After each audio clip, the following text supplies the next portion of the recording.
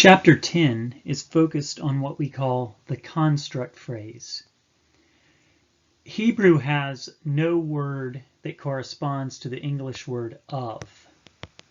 The English of is the indication of a function that grammarians call the genitive function.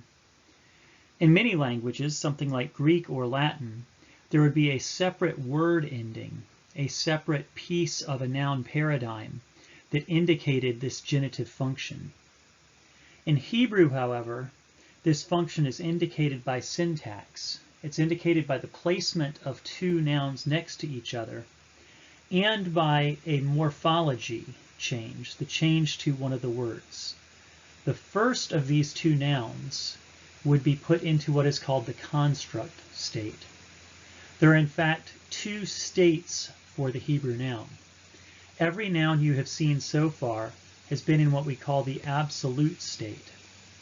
However, if you want to use the genitive function to say of in Hebrew, you put two nouns next to each other, and the first is placed into what we call the construct state. For instance, you would have ha-homa, the wall, but ha-homat, the wall of. Susa, a mare, or susat, a mare of. You will also want to note that this form, ha-homat, would actually be a fictional form, and we will discuss that later in the chapter.